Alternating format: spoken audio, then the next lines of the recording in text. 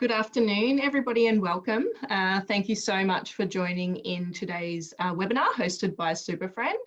My name's Carly Webster and I will be hosting the webinar today on behalf of Superfriend, and I'm really looking forward to spending the next 45 minutes or so talking through some really practical and tangible tips around how we can cope during COVID, and in particular how we can ride through this second wave and get through it the best that we can.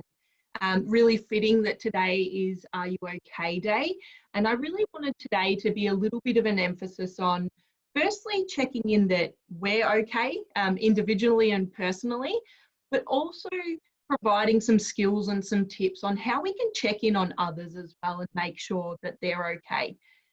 Today, a lot of the information that we will go through will be on understanding why we are feeling the way that we do, some tips on how we can manage that the best that we can, but also those tips on, how do we have that conversation, how do we check in on others, and how do we make sure that becomes part of just how we operate in every conversation that we have with those that we do care about.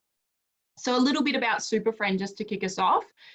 We work in the workplace mental health space, and we really work predominantly in the financial services, superannuation and insurance space, but work with organisations all across Australia from a range of industries and aim to really create mentally healthy workplaces where people can bring their full selves to work, but also really thrive when they are at work. That's something that I'm really passionate about, and my background originally started in health science, working in the workers' compensation, injury management space for just over 10 years.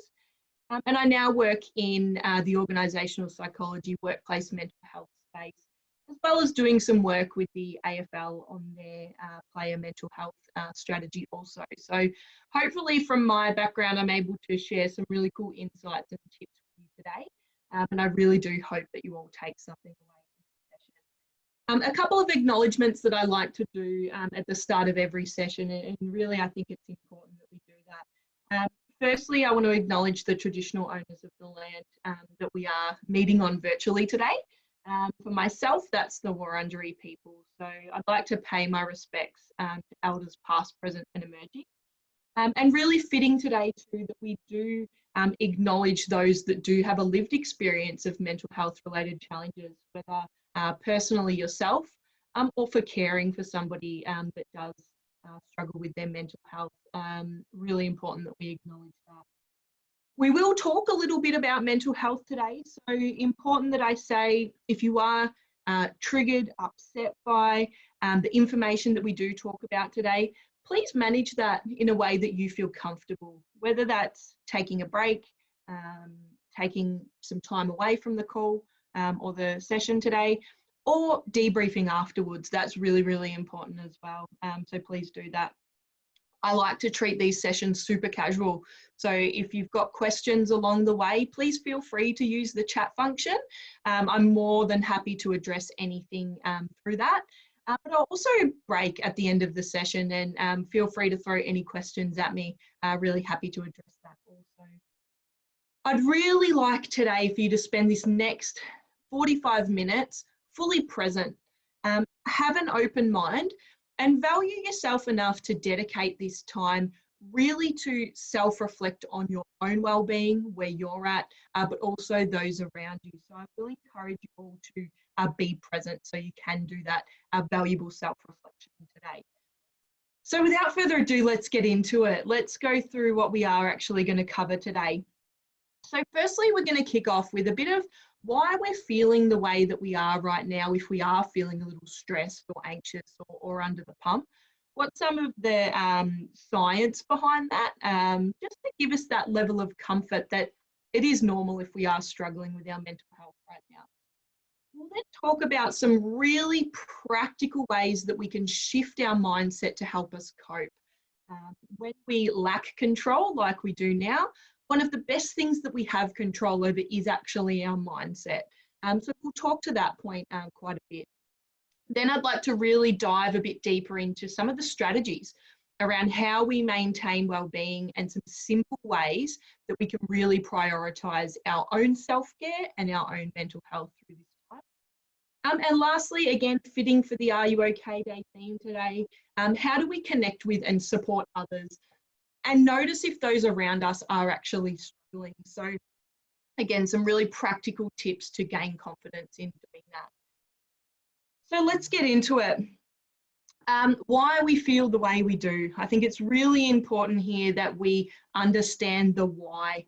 When we understand the why and we can acknowledge that, it does certainly help us to manage our responses and manage our reactions during stressful times. So there's two really important human mechanisms that drive a lot of our responses and our reactions to stress right now, and that's the stress cycle and the grief cycle. So I want to talk a little bit to that point now and why we're at capacity, a lot of us, and why we're kind of starting to reach our limits. So let's talk through that now. The first thing that I think is really important to cover is our stress response as humans, our fight, flight, and our freeze mechanism. Now, you all probably will have heard of this before. Essentially, our fight, flight, and our freeze mechanism plays a super important role in not only keeping us safe and helping us to survive, but it also helps us to thrive and be at our best. Now, back in the days of the dinosaur and the saber-toothed tiger, this mechanism played a really important role in helping us to survive and helping us to stay safe. But the thing about the fight, flight, and freeze mechanism is that it's meant to only be a temporary state that we're in for a short period of time, purely just to keep us safe. Now, the issue with COVID and this period that we're going through at the moment is that our fight, flight, and freeze mechanism has been kicking off for a really extended period of time, and it's not meant to operate in that way. So what that naturally is going to do for a lot of us is it's going to make our stress and our anxiety levels go up significantly and stay that way, which we don't cope well with. Now, a lot of the things that are driving that right now are things like uncertainty and change. Those two things in themselves are not states that we cope well with as humans. So naturally, we're not going to feel great when we're in that state for a long period of time. Now, COVID-19 can probably be described as uncertain. There's a lack of control. There's lots of discomfort, which has meant that we've had to make a really significant shift in our mindset from living and enjoying life, having all the comforts, all the things we enjoy, to survival and having quite a large level of stress or large level of anxiety based on that. Now, of course, we're going to feel that way when our job security is being threatened. Our family has been perhaps taken away for us or even threatened. We've got health anxiety. We're worried about possibly getting sick, possibly catching the virus. And then let's add into that mix loneliness. Our social connections being taken away, and we're feeling very disconnected from our workmates, our family, our friends, and those that we do care about. So we're in survival mode, and that's how we're operating. And our surge capacity, which essentially means our capacity to deal with stress, has been met, and it's overflowing. So stress, however, I think sometimes does get a bit of a bad rap. Stress and anxiety can actually be super helpful for us as humans. And it's important that we do recognize that and how we actually respond to the levels of stress thrown at us. Now, this image that I've got up on the screen for you now is called the stress or the anxiety curve. Used often in psychology practice, but also in things like the workplace and sporting environments. Now, this curve talks to how we respond to stress as individuals. Now, if we start down the bottom of the curve, this is when we're in a state where we're quite relaxed. We don't have much stress, we don't have much anxiety, and we might actually be even a little bit bored. Now, as our stress goes up and we start to move up the curve, we'll inevitably reach a point at the top of the curve where we're at peak arousal or peak performance. Now, what this means is that we're performing our best. We've all had that feeling where we've got that adrenaline rush, we're buzzing, we feel like we're in flow and we're doing really, really well. This is called helpful stress.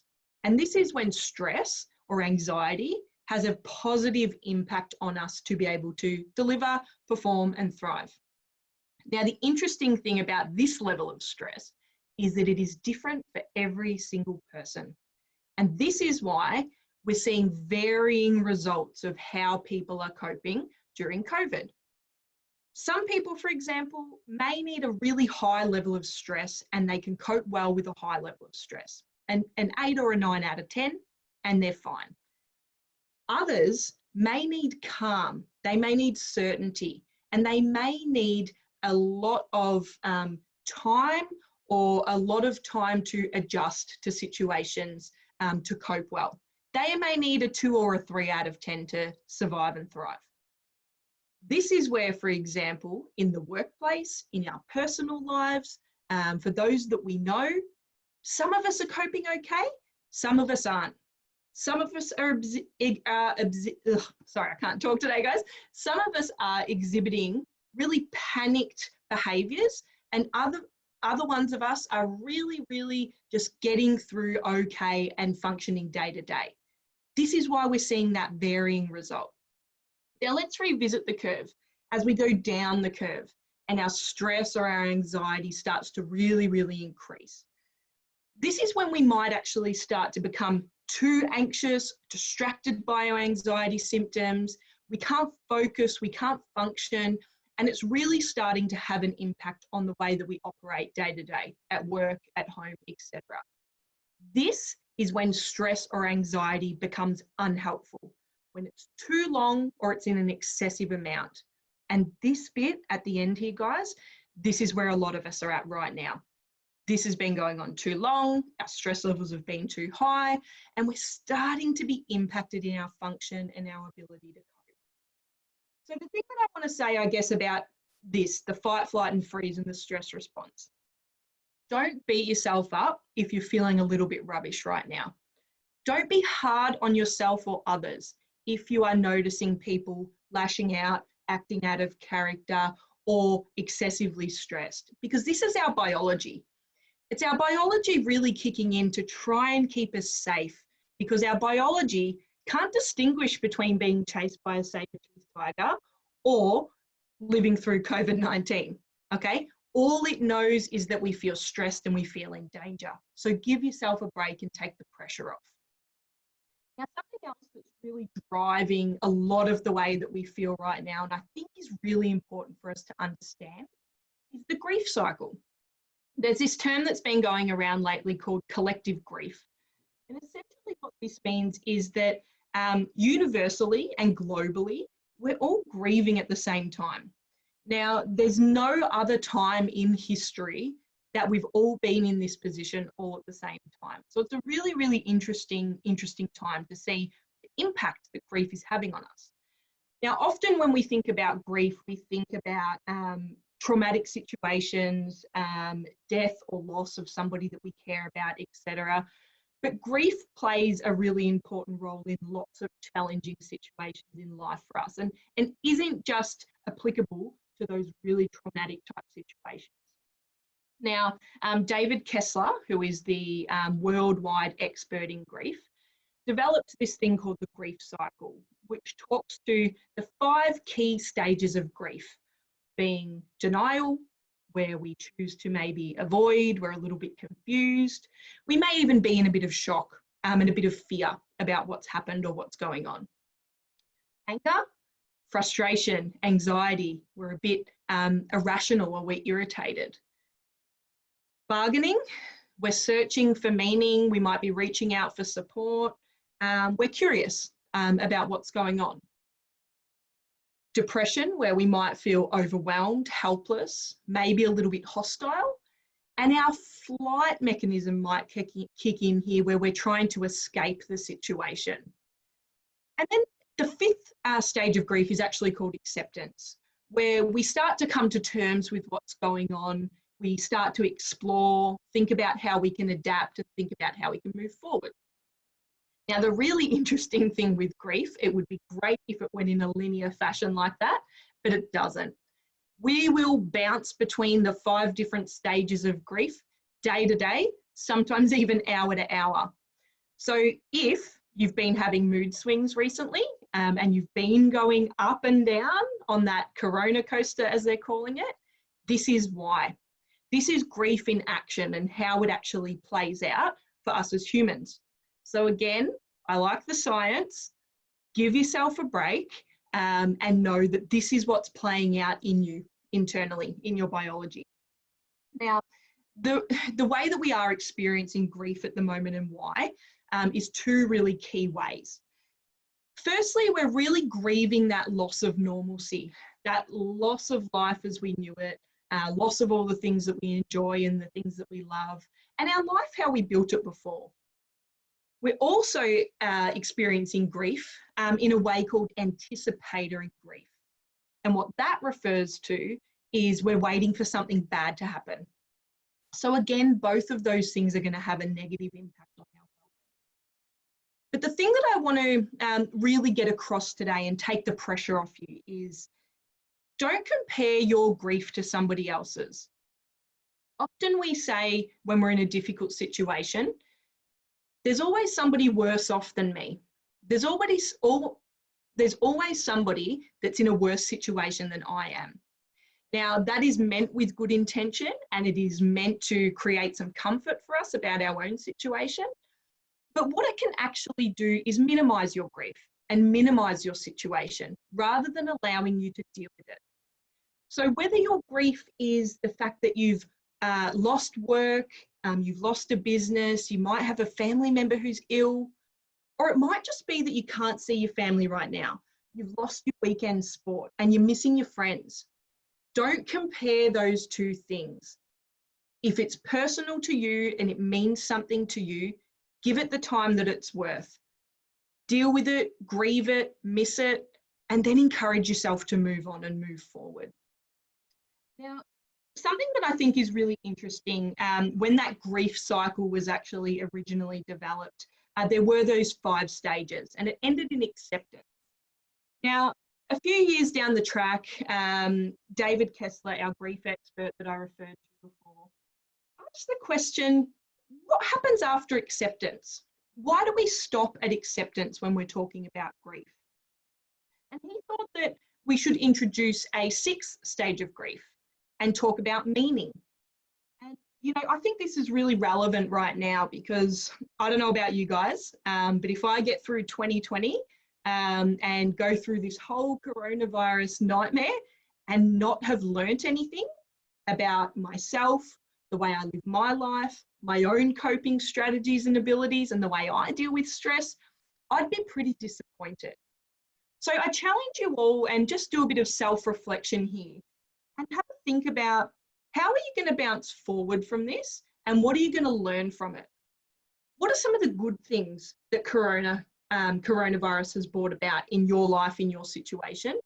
And are you going to take that forward with you and learn from it? I think that's a really, really interesting thing to ponder. So I encourage you all to think about that. Now let's talk practicalities. We've understood the why we're feeling how we are. I want to talk now to how we can shift our mindset a little bit. Like I mentioned before, adaptability right now is really important. The more that we can adapt, the better that we can cope.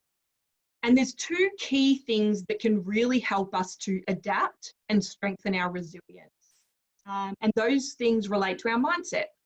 Our mindset is really one of the only things that we have control over at the moment, especially when most control has been taken away.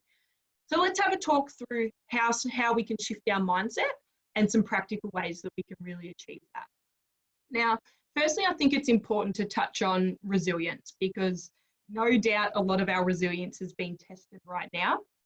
But I want to talk to how we can really strengthen this. The first thing that I want to say is that resilience isn't about being a strong person or a weak person. It's also not about a fixed state. We're not born with a certain amount of resilience and we're stuck with that for the rest of our lives. The best thing and the most beautiful thing about our resilience is that we can build it and we can strengthen it, but it comes down to our choice. And we've got a lot more power in that than we give ourselves credit for. So you probably all heard the term bounce back when we think about resilience. I like to think of it in a bit of a different way though, and this is how I like to think of it. When we are in a challenging or a difficult situation, we have a range of different beliefs, experiences, and attitudes about that situation that help us to interpret it and process it. And importantly, we need to deal with it there, not sweep it under the rug. The consequences, however, so what we choose to do or how we choose to feel as a result of the situation, comes down to our personal choice. And we choose whether we get stuck in that situation, that challenging situation, and let us hold us back, or we choose whether we can bounce forward, learn from it, grow from it, and develop from it.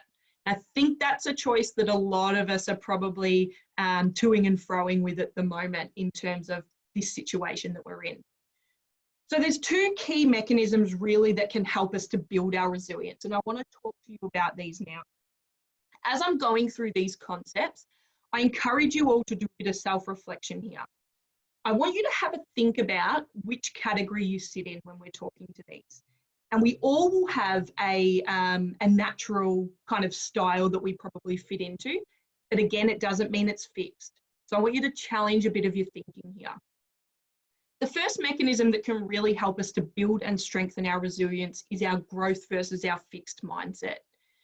Now, when we talk about a fixed mindset, this is when I naturally as a person have an attitude that my qualities and my traits are fixed and they can't really be changed. I am who I am and I'm stuck in my ways. I might not focus very much on development or improvement because I think that I'm quite limited and I'm stuck where I am. If I've got a fixed mindset, I might also avoid challenges, avoid difficult situations, and give up quite easily. Okay, that's our fixed mindset. When we talk about a growth mindset, this is the opposite. This is when, as a person, I have a mindset or an attitude where I believe that my qualities and my traits can develop and they can grow. With a conscious effort, I work on myself. I embrace challenges and I persevere in the face of challenges and failures. And I believe that I can bounce forward and grow and develop from a difficult situation. This is that growth mindset. Now, hopefully you've all been able to put yourself in a bit of a category there, but the good news is that we can flip our thinking on that. If you find yourself having a lot of fixed thoughts, okay, this is where I'm stuck, I can't change, this is just the way I am, I challenge you to really pivot those thoughts and say, why not? What can I do to change? What can I do differently? How can I grow or how can I develop from this situation? So it's all about awareness and pivoting. Now, the other thing that ties really, really closely into that is this concept called the locus of control. Now, this concept was originally designed back in the 80s by a guy called Julian Rotter. And it's not rocket science. Don't let the fancy name fool you. Really what we're talking about with this locus of control is a choice of our mindset, whether we focus on what we can control, being internal stimulus, or what we can't control, an external stimulus. Now, Julian Rotter, who developed this concept, determined that the mindset that we choose or we have a propensity to lean towards will dictate the outcomes of our life and our well-being as an individual. So let's talk the I cannot control space first. And again, while I'm talking through this, I want you to do a bit of an activity here around which one am I sitting in at the moment. Now let's talk I cannot control. If I am thinking or my mind's going to very external places right now and I'm really focusing things I can't control, my thoughts may be headed towards things like what the rules and the restrictions are, following the numbers and the stats really closely and getting quite perhaps obsessive over some of that. What the future looks like and trying to predict that, trying to analyse what's going to happen, when's it going to happen, when are the restrictions going to be gone, really focusing a lot of energy on that. I might be thinking about things like people breaking the rules, people not wearing their masks, people hoarding toilet paper, People not keeping a distance or going out when they're not meant to, seeing people they're not meant to, and allowing that to have a negative impact on me. I might be trying to predict what the impacts on my job are, what the impacts on my future are, when I've got no way of actually knowing that or predicting it.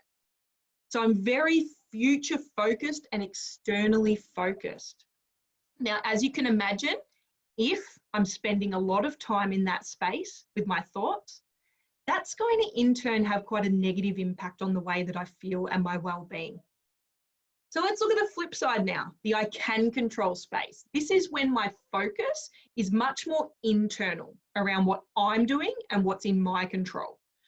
So I might be thinking about things like making sure that I eat healthy and I'm active and I'm looking after myself right now.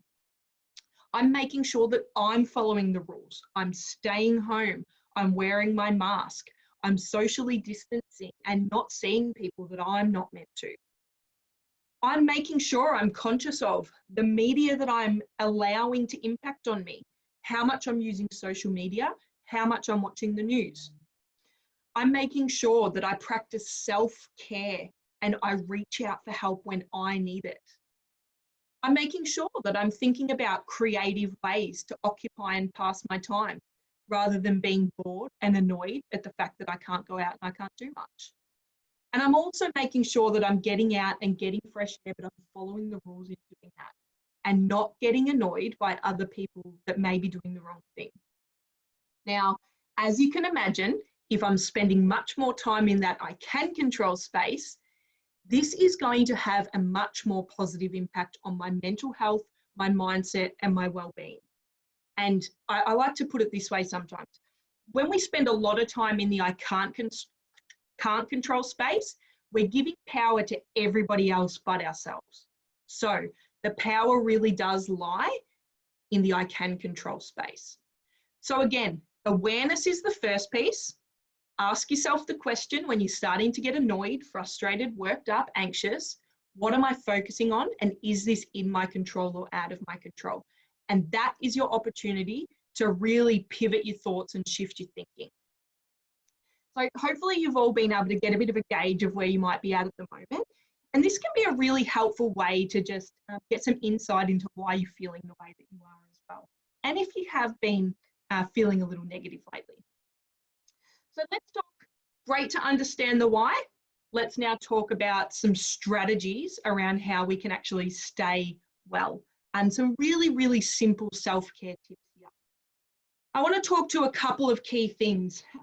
Firstly, I want to talk to the fact that it takes a conscious effort to stay well.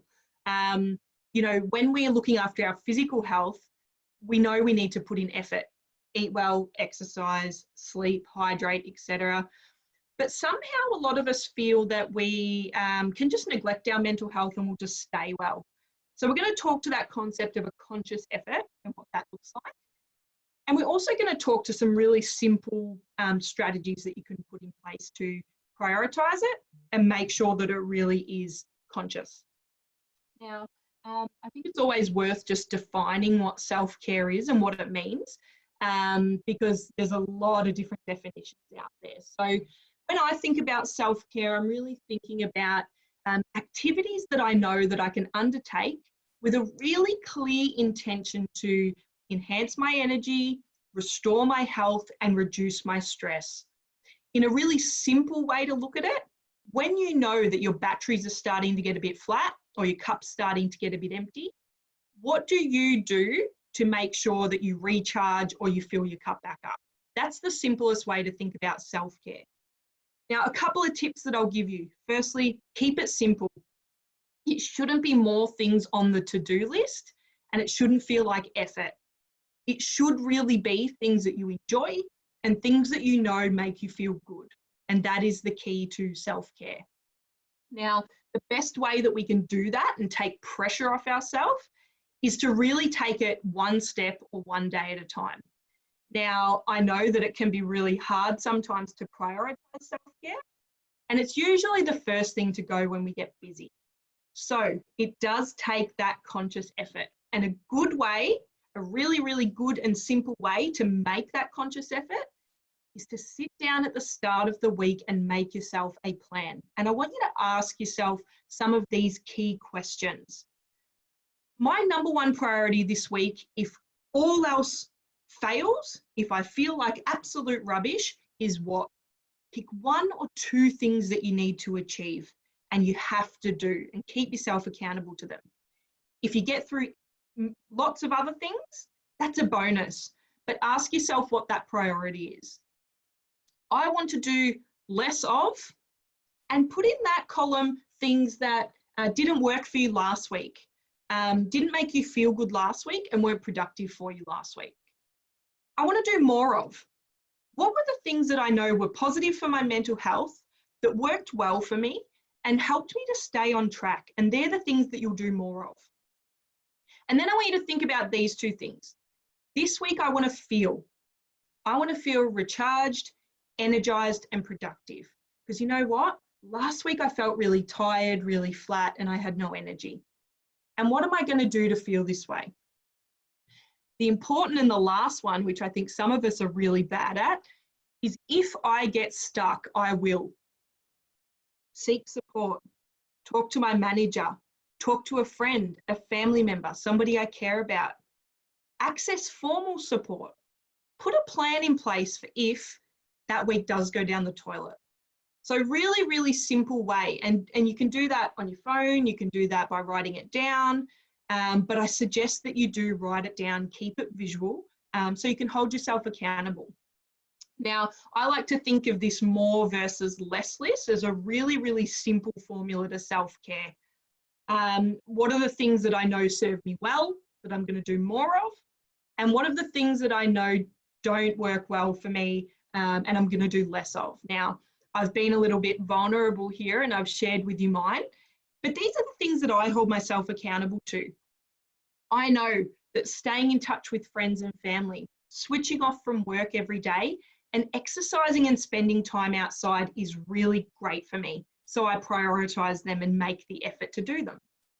On the flip side of that, I know that staying up late, using my phone too much, and accessing social media too much, and I'm a bit guilty of this one here, but junk food and Uber Eats doesn't really serve me well and does not make me feel good during the week, mentally and physically.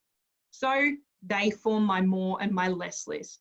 And a really cool tip, I've actually got them on my phone background, which can be a really cool way to make it visual, front of mind, and make sure that you're valuing yourself enough that you're reminding yourself of those things.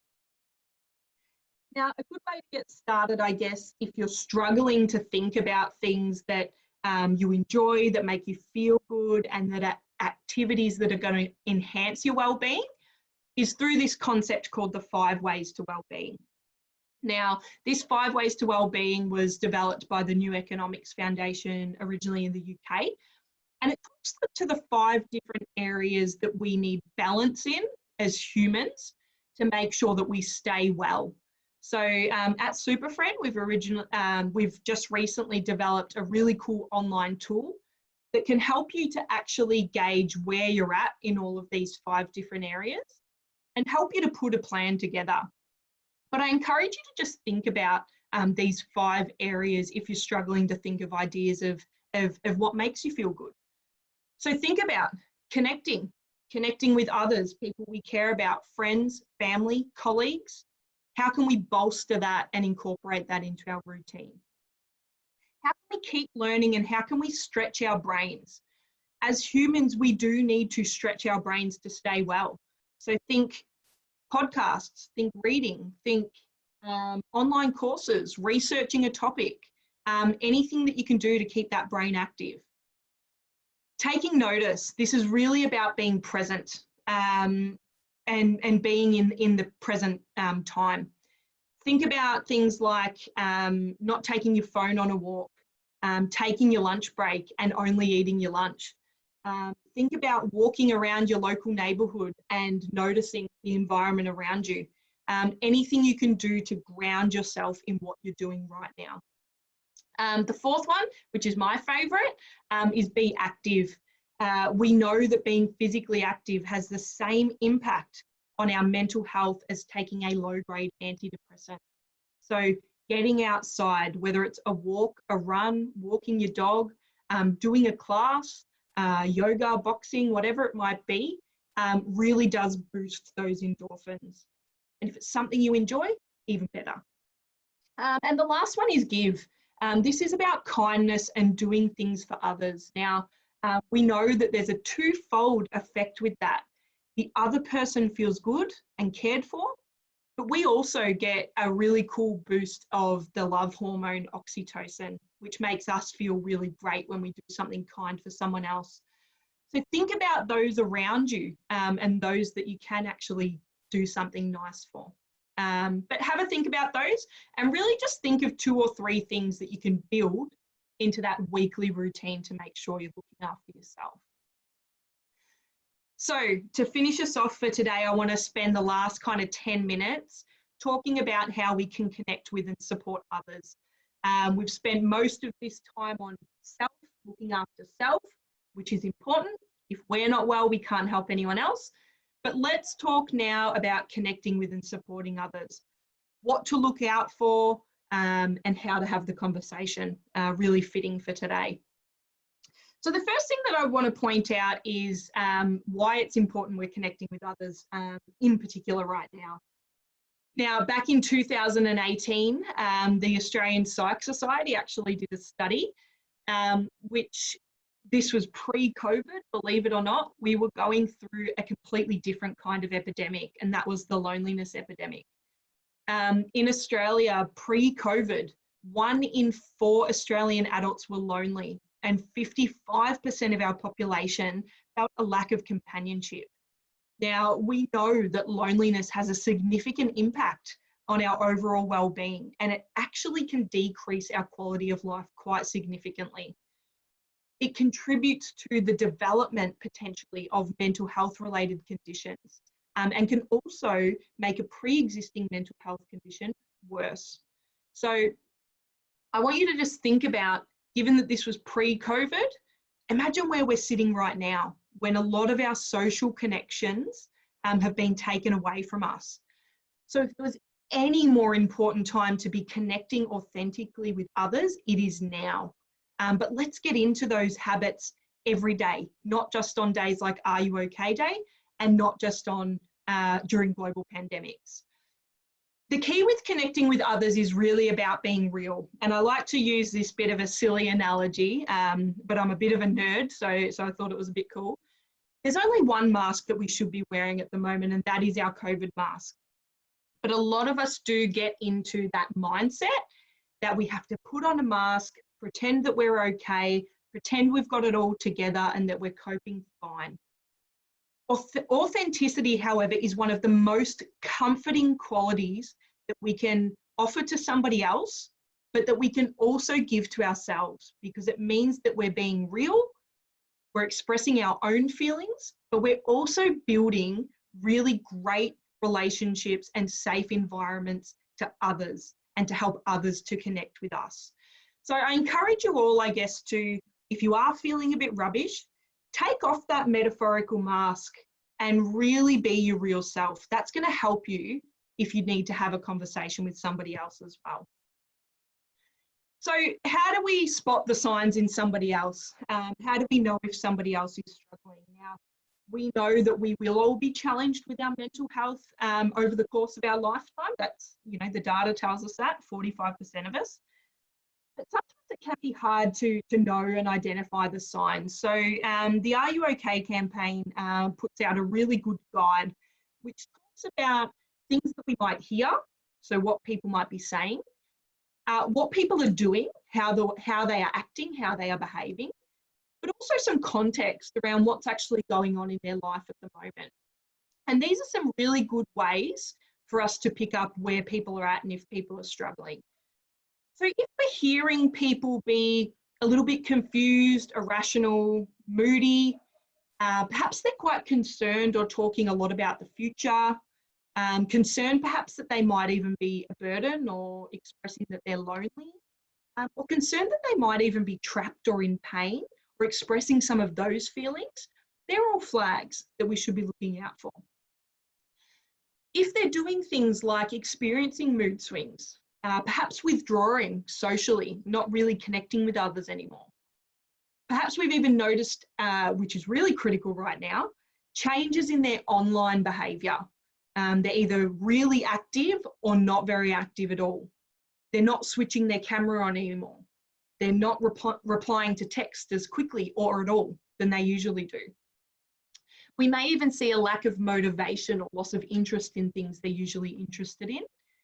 We might also see differences in behaviour, appearance, or even things like sleep patterns or people looking really tired or really fatigued or flat. Now, it's important to understand too the context. What's going on in their life? Yes, we're all going through a global pandemic, so there's a flag in itself, but also things like relationship issues, major health issues, if there's significant changes in things like work, life transitions, financial difficulty, or even the loss of somebody close to them, that can be a flag that they may be at risk as well. So we don't need to be an expert. We don't need to be a psychologist to notice any of that. But what we do need to do is use that as our flag and as our ticket to ask the question. Now, I will always hand on heart 100% say you've got nothing to lose by asking the question and everything to gain, because you could change or save somebody's life, which is, in my view, well worth an awkward conversation.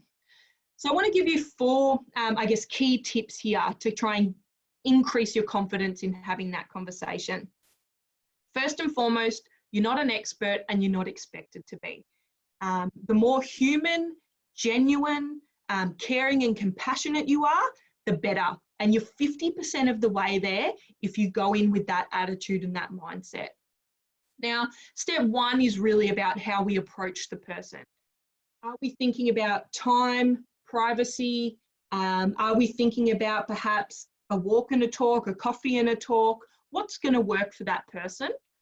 And do we have in our mind, and are we clear in our mind, what the things or the changes in character we've noticed in the person? And how are we going to raise that with them? How are we going to let them know that we're concerned about what we've noticed? That's the key in terms of approaching the person. Now, that will help us to ask the question, and asking the question is often the scariest part, because we're not sure how they'll react, and we're also not sure if we're going to make things worse. Now, the key with asking the question is to mention what we've observed, let the person know that you're concerned about them, and really reinforce that you are asking because you care about them, and make sure that you are really reinforcing that point. That will help us to listen, and listen openly and actively. When we ask the question, we then need to let the person talk. Open up the floor and let them tell their story. Ask open questions. Paraphrase what we're hearing to make sure we understand. But don't interrupt or end the conversation abruptly. Don't try and get to a solution really quickly. We really are there to listen, and that is the most value that you can add in the conversation, is to listen. So use your ears, not your mouth. Step number 3, if the person does say that they are struggling, this is where we can really add some true value in terms of encouraging support and encouraging the next steps and the action required. Now, that may look like something different for everybody. Professional support, perhaps through a GP, a psychologist, etc. Or it might be social support, linking them back in with a family member, a friend, having another chat with you down the track. But it's important that we make sure that there's an action plan when we walk away from the conversation, that they will take that first step to seeking support and seeking help. And we may need to help them to do that. So just be prepared in doing that. Now, if the person is in crisis, this is when that might look a little bit different, where we might need to call helplines, Beyond Blue, Suicide Callback Service, Lifeline, etc. Or we might even need to involve emergency services. But you'll get a gauge of where the person is at just by what you're hearing and what you're seeing in their behaviour. So just be aware of those 2 different parts.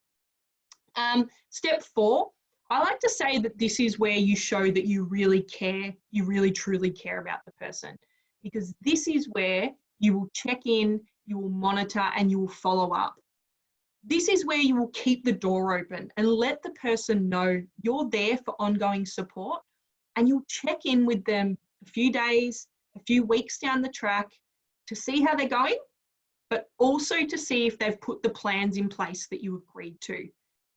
This is where you can make sure that that person knows this isn't over for me and I do have ongoing support. And that creates such a level of comfort for somebody that may be really struggling.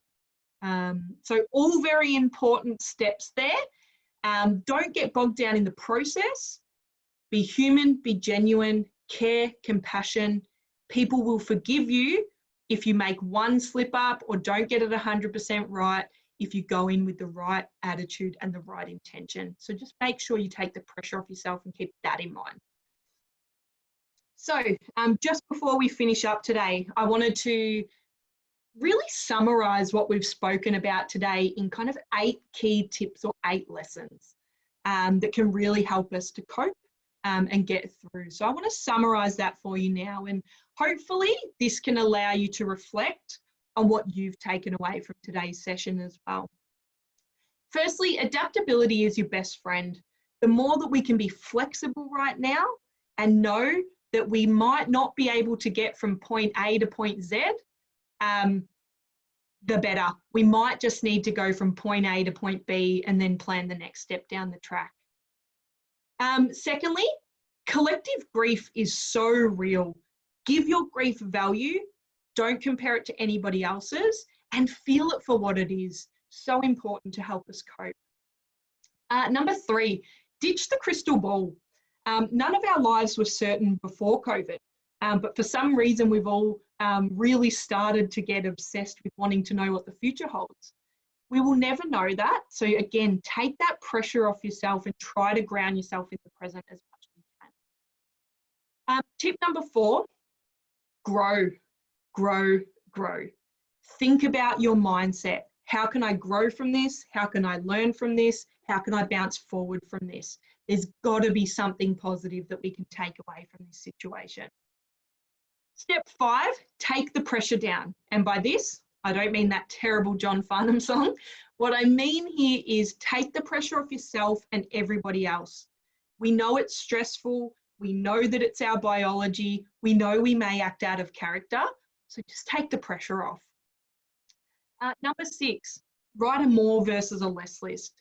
I'm not big on goal setting, but a more versus a less list is really, really helpful way and the simplest formula to making sure we succeed with our self-care. 2 more to go. Tip number 7, keep an eye on your pride. By that, what I mean, only wear your COVID mask. Be honest, be authentic, be real with how you're feeling, because it's best for you, but it creates a really safe environment for others. And our last one, our fro leagues or our work wives or our work husbands matter. Okay, connection is important, it is critical, it helps us to thrive. Make sure that you are prioritizing to check in with others, your family, your friends, your colleagues, those that you care about.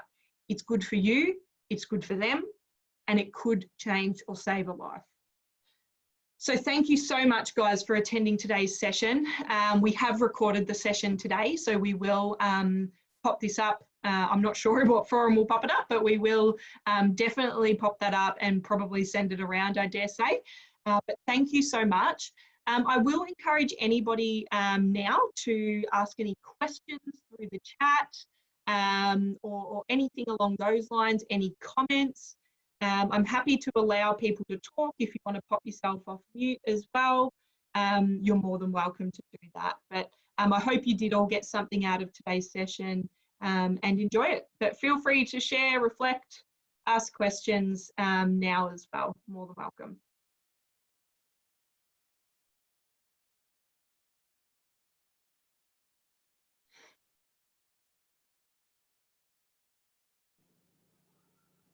So I usually like to take no questions, guys, that I've absolutely nailed it, but getting a few thank yous through the chat too, which is lovely. So thank you so much for that. Enjoy your day, guys, and please stay safe and look after yourselves and make sure you are reaching out to those around you today. Thanks, guys.